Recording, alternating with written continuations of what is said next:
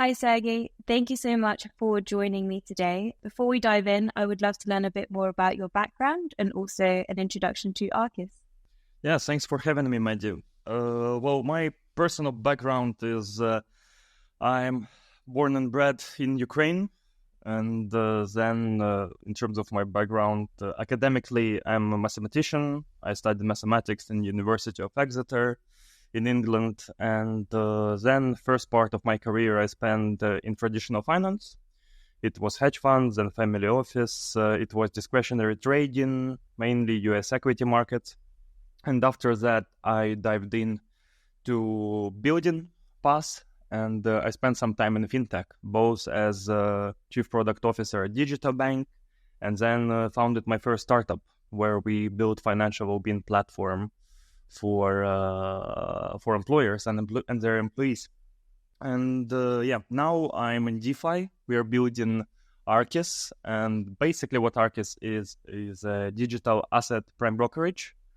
But our primary focus and bread and butter in terms of mine and our team skill set is enabling under-collateralized leverage provision between institutional funds like delta neutral yield farming hedge funds and institutional credit providers. But to be clear here, we are not selling under-collateralized leverage per se. What we are doing, we are selling the most capital efficient access to funds for hedge funds, and building robust infrastructure basically leads for us being able to enable under collateralized leverage provision as one of the most efficient forms of capital credit. And can you go into a little bit more about how your under-collateralized loans work? Yeah, absolutely. So our infrastructure consists of two main parts. First part is an account abstraction that we place between borrowers and lenders. What account abstraction is basically a set of smart contracts. And what this smart contract does, it locks in borrower's collateral, pulls in extra liquidity from lender, and then acts as a margin account, or you can say even a wallet for borrower, who is usually, in this case, is asset manager. So he uses this smart contract with all of these funds inside of it as an investment vehicle into DeFi. This smart contract, it can connect to any DeFi protocol, to any DEX. It could be Uniswap, Aave, Curve, Pendle, you name it, and then deploy capital through this smart contract. And these smart contracts, they are connected to our margin engine, which is basically a calculation unit in this case. What it does, it evaluates collateral, evaluates portfolio risk, does stress testing and scenario analysis, and gives as an output all of the values relevant for leverage provision, like initial margin, maintenance margin, risk factor, interest rate, amount of credit you can receive on particular type of collateral. And while position is opened, our risk engine monitors portfolio and calculates risk factor. And if risk factor becomes too low, we send like a few margin calls to trader, asset manager, or borrower in this case. And if it falls too low, we relinquish control from asset manager, protocol takes over and liquidates position to make sure that lender does not lose his money. Essentially, I guess the most important part here is to build this ecosystem, this zero trust environment between lender and borrower, where they can interact with each other, and also set a standard for risk evaluation and help them to make sure that the transaction is fair and safe. Interesting. And why did you choose to target the institutional market for under-collateralized loans or leverage instead of the retail market? I have also a co-founder. Like he's trader as well, but he's like on the other side, like the other side of the coin. He's a quantitative trader, while I was a discretionary trader. So we both managed money, invested it, worked for funds, and in traditional markets. And what we witnessed and what we faced there is, of course, it's very competitive, but it's also very efficient, those markets, And basically, when financial market is very mature and very efficient, the usual winners there are huge guys like Citadel, for example. And basically, why they win there is because they have the best infrastructure and the best access to data. And we noticed, like, during our careers, both of us, we noticed like this nascent financial market developing together as we proceed through our careers. We grow, and then there is crypto and DeFi developing. And DeFi, what's really cool about it is that it uses this ground up principles of financial markets. All of the concepts, all of this like liquidity pools, AMMs, and DEXs, they are using first principles of how financial markets started building. And basically, it's like looking at history repeating itself with some new mechanisms and processes that might be more efficient in the future. So we basically set out into DeFi under the premise that we have witnessed market efficiency of traditional finance, and now we see this new market developing alongside us. We can help it mature. We can help build something fundamental there, something big that will help to accelerate this market and build it up from nascent ones to mature. And one of the most essential parts of financial markets is prime brokerage. Prime brokerage, they connect liquidity, they solve problems for asset manager between different jurisdictions, different asset classes, different brokers. There's this connecting element that sets standards in terms of aggregation of financial instruments and just enabling full holistic portfolio services. And we decided that we have a necessary skill set to build up prime broker in DeFi. And prime broker primarily, and what helps usually like financial markets to mature is entrance of institutional players. And this is what we are building. We are building foundation and foundation to meet this new incoming demand of institutional players into crypto. And how have you found institutional adoption of DeFi products, and what are institutions interested in at the moment? There is still some way to go in terms of full institutional adoption, like whom we are working with right now. And I guess our current sweet spot in terms of timing of the market and cycles is crypto native hedge funds. What they usually do right now is delta neutral yield farming, which basically means that they are looking at different liquidity pools or lending pools inside of crypto, open some yield bearing position, and then hedge it. But from what we see, it's basically a combination of DeFi and CeFi trades. Usually, what the best hedge funds do. But yeah, I guess in terms of strategies, it's more like our demand is strategies are pretty traditional. They are kind of similar to what retail does as well, just on a bigger scale. They are looking for best yield and looking also for best rewards, incentives as well. They are quite similar currently, but they also have enough infrastructure to properly manage a short position so they can properly hedge it. And the biggest opportunity in DeFi in terms of investing right now is this famous carry trade, where you open let's say stake in Ethereum or other yield bearing position, and then hedge it via short perp on TEX. And because funding rates are positive right now, they also earn a lot of money just by shorting a particular asset. While in traditional markets you usually pay for this privilege, and here they pay you because market is quite inefficient. That's another opportunity. So this trade is very lucrative, delta neutral, and quite simple. So that's what most of the traders are looking for right now. Yeah. While I was in Hong Kong, I was speaking to some of the market makers and funds there.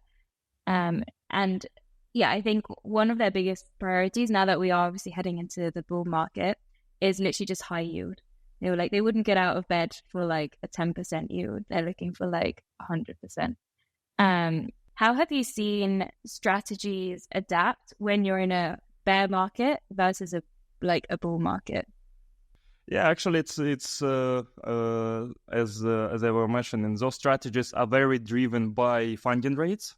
By funding rates on like mainly on perpetual futures of Bitcoin and Ethereum. And there was basically, it's cyclic. It's basically like represents bear and bull market. During bear market, they more or less stabilize.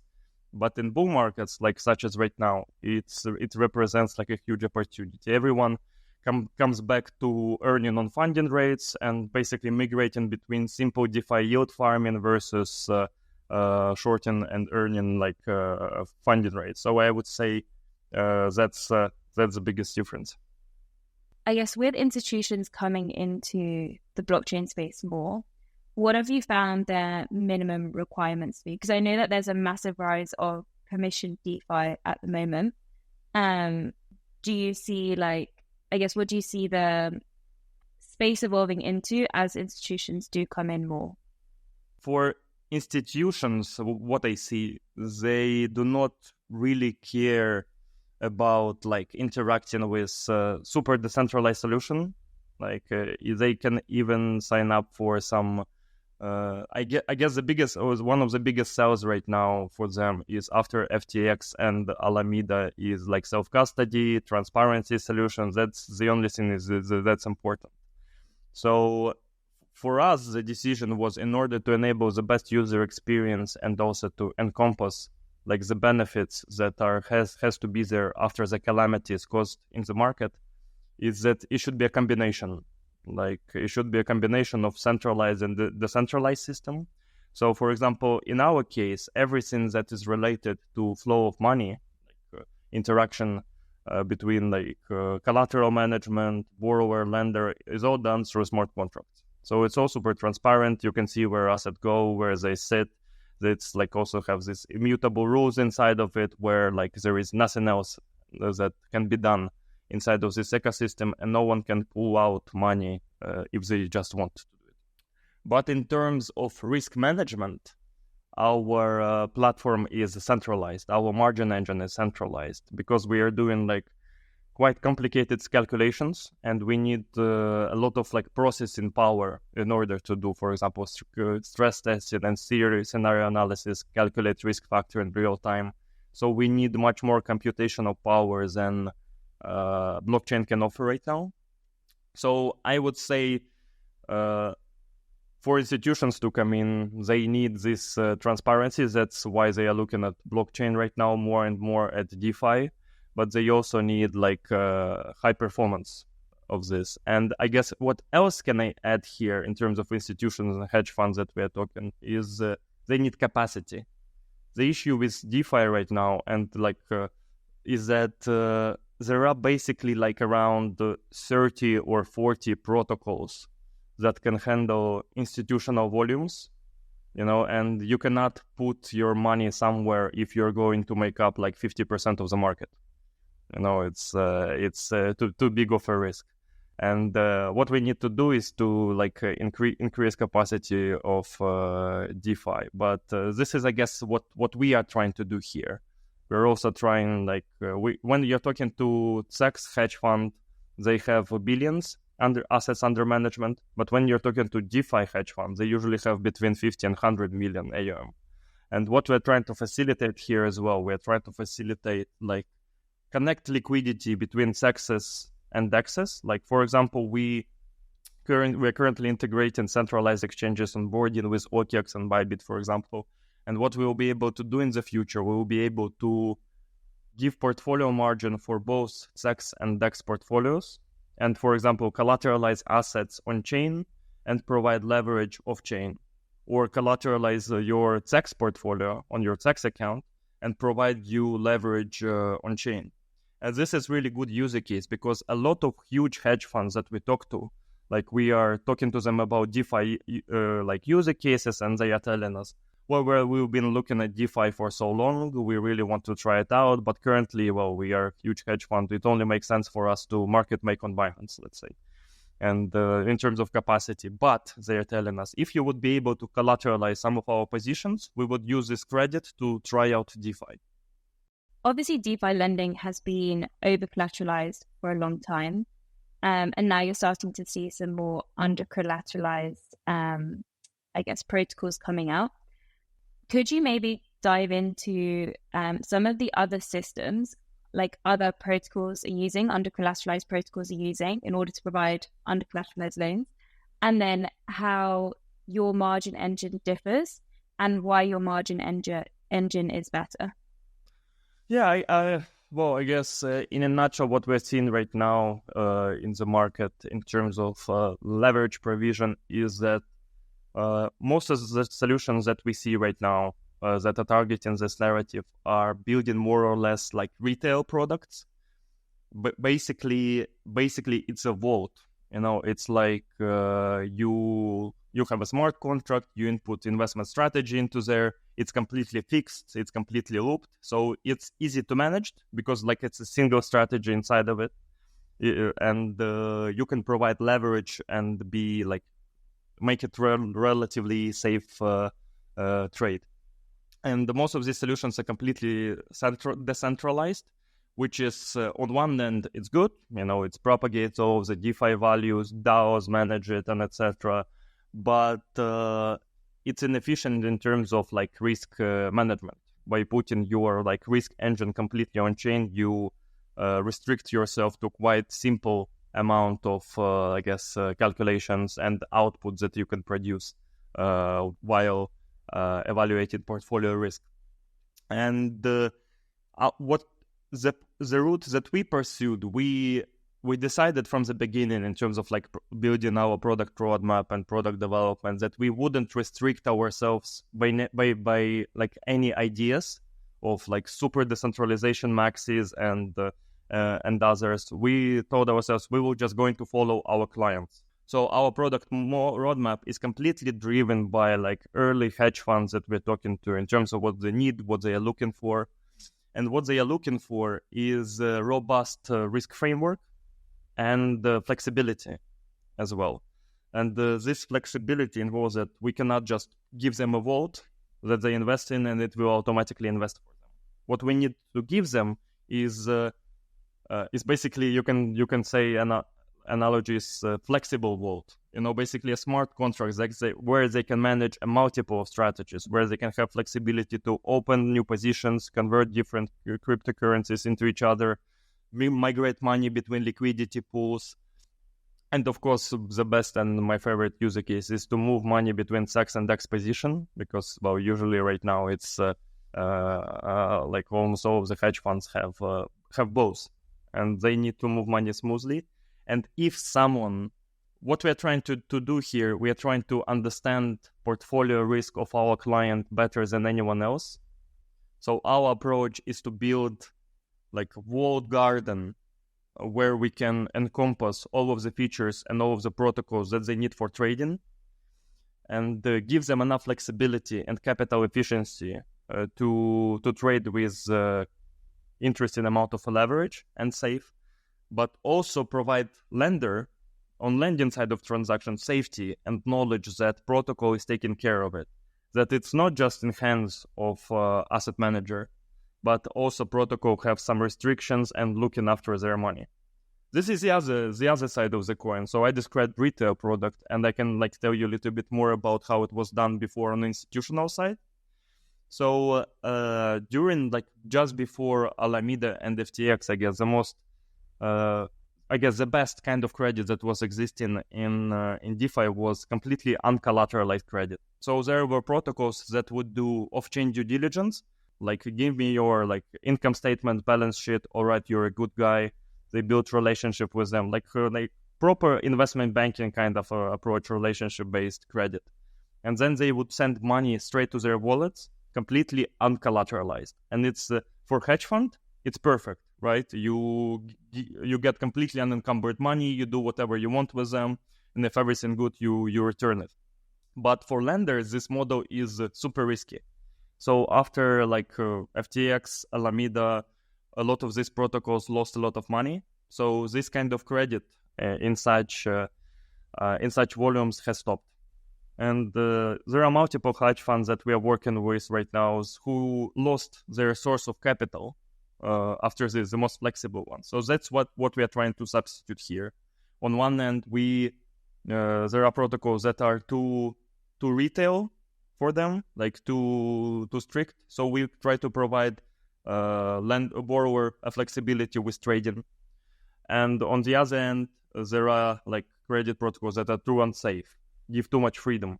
So we're trying to build this like walled garden and give lenders margin of safety and secure platform to distribute their capital for institutional funds. I really like your approach. I think you've taken almost that YC approach in the sense of like getting feedback from your target market, building the product, getting feedback.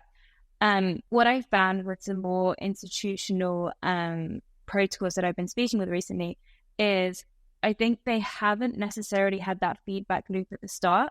And so now they've launched products and they're struggling on the institutional demand side. So they have like these institutional products, but now they're struggling to get liquidity into the products. So I think your approach is like really healthy in the sense of that creating that feedback loop as you build. Yeah, exactly. And we do a lot of work just writing adapters to different protocols because like in order for us to control it, we need our smart contract to be able to connect to Uniswap, Lido, like all the protocols. And an example of our process would be that we just ask hedge funds like what are you currently investing in, on what venues are you trading, what kind of assets you hold.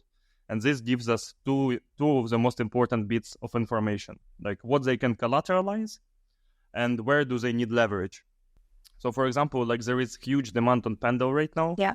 Like Pendle is one of the biggest fastest growing protocols right now with all of this LRTs opportunity and every hedge fund in our pipeline wants Pendle. They want to collateralize Pendle PT tokens or LP tokens, and they want also to receive leverage to yield farm some more on Pendle. So it like just skyrocketed into our priority list in our product roadmap. So this is like a pure example of user-driven product development.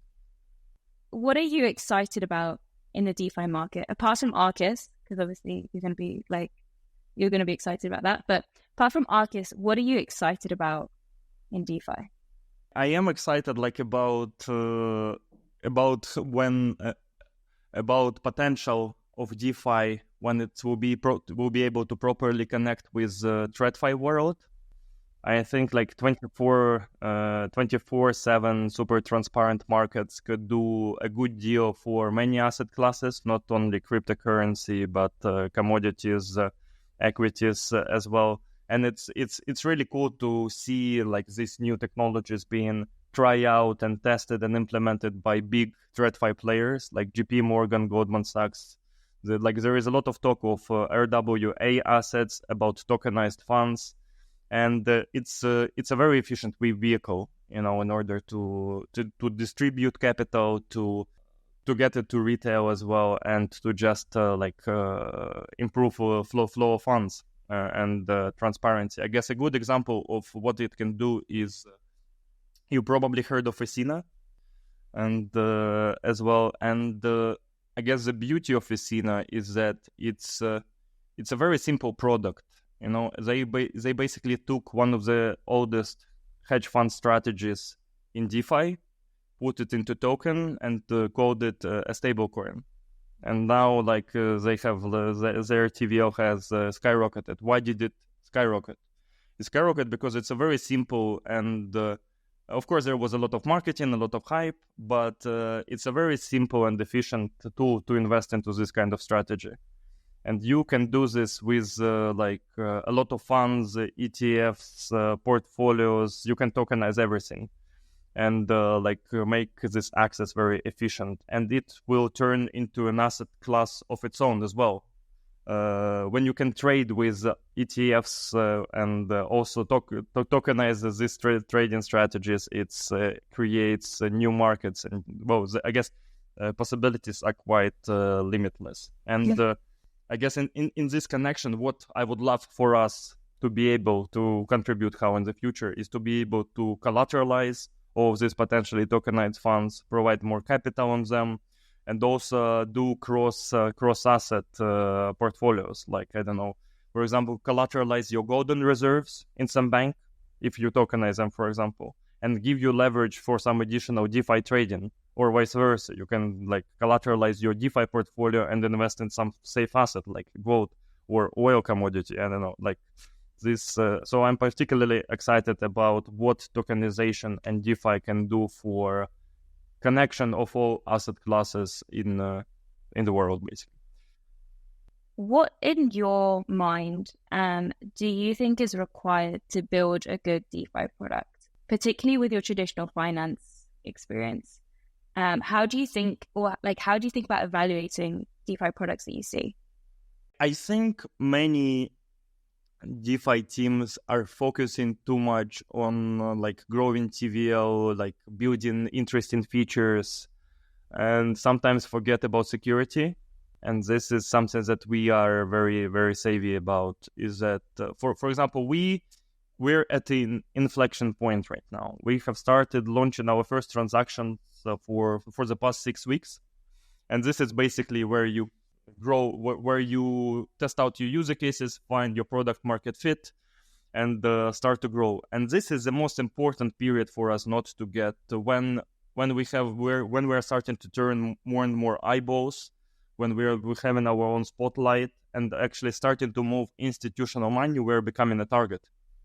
All right, we're becoming a target from like smart contract hackers, also potentially Twitter hacks. Like I've seen so many big projects that just simply getting their Twitter hacked by, I don't know, some two-factor like blind spot for them. So I guess security and discipline in terms of processes and policies inside of your own product building is very important, and very important, especially when you move from trying to find your product market fit to growth stage. And this is what we really focus on, and what I think market like clearly lacks right now. But yes, this is a big focus of ours right now, to make sure that we are bulletproof in terms of security, in terms of regulations, and in terms of compliance. So you mentioned in the last few weeks, you've just started doing your first transactions. What are your priorities over, let's say, the next 12 months? I guess our priorities is to launch as many as possible interesting user cases with interesting hedge funds and variety of capital providers and borrowers, and learn as much as we can before we launch into our growth stage. I would say that the next 6 months is basically we want to test out around 10-15 user cases around our platform, see how it behaves. Also, we currently market is very hot, so we, and very growing very fast. So we did not witness any liquidations yet. And what I want is at least one liquidation in there to make sure that the platform can handle it properly. And yeah, growing TVL, but it's less about growing TVL and more about growing variety of cases and different funds working on our platform. So we're not that concerned in the next 6 months with growing TVL, but with growing like user base, and particularly like user base that is a good fit for us. Somebody who has like a governance process, like operational processes on institutional level, who can manage long-short trade, and not simply come to us and ask, can I get some leverage on LRTs? And I guess that's priority, variety and quality of user cases in the next 6 months. And after that comes growth stage. This is where we will focus on TVL growth. And I think, with TEX integration, our market blows up. So it will be interesting to happen what will happen after that. It's even hard to estimate, but yeah, we'll see. Interesting. I think you have a very structural and logical approach to how you're thinking about the product. And now I guess this is a more personal question, but bearing that in mind, what inspired you to become an entrepreneur? During my career, what I was doing is a lot of analysis, a lot of valuation analysis. And what that basically means that I was reading a lot about other people's achievements and evaluating them. And at some point, I realized that I wanted to build something, change something, and be evaluated. If you can say so. Of course, and I feel like this sort of lifestyle, stressful lifestyle with high velocity suits my personality. I kind of embrace, stress and try to turn it into excitement. So it's difficult for me to have a routine job, go 9 to 6, then go home, have a very routine. I guess my personality kind of thrive in chaos, intensity, and nervous kind of situations. And I think, one part is just purely logical, that I saw how I realized that building can be more interesting than analyzing, let's say, in terms of career paths. But I think if we dig a little bit deeper here, is that I simply enjoy this kind of things, enjoy this kind of pressure, and I guess even the bad things that this lifestyle brings is enjoyable on some level to me. I think entrepreneurship is the way that you can actually contribute and add value to the world, and building a product that people want and people have demand for. And it is kind of like, I feel like you have your days where you're like, damn it, why am I doing this? But then I think like the overall thesis is like, that even if, I don't know, the worst thing happened tomorrow, you'd still want to get back up and try again. I think it's almost just like innate, and it's particularly within crypto individuals, I think, because of the nature of the market where it's on 24/7. So you always kind of, in a sense, have to be on. 9 to 5 is not really a thing. So I think it's like the whole market is kind of similar. Yeah, exactly. I guess it's also, yes, even the nature of the market feeds into this anxiety and welcome to crypto. Yeah, exactly. And of course, I think people inside of it love it, even if like you can position it negatively. Of course, there are days when you want, oh my God, when I will be able to relax, and somebody take me off this wild ride. But generally it's much more interesting. There is never a dull day there. Yeah. Well, thank you so much. How can people support Arcus? Well, I guess we are currently operating in sort of private beta mode and only institutional level, but we would love to people to reach out to us, like ask questions, and we are looking for interesting potential borrowers and lenders on both sides. And if there are like any kind of, if anyone has any, I guess, institutional sort of affiliation and would love to participate on both borrowers or on lender side, we're always open to discussion. And if it's as creative and as difficult as possible, this is, I guess, what we would love. And but yeah. Awesome. Thanks so much, Serhii. Thank you for your time.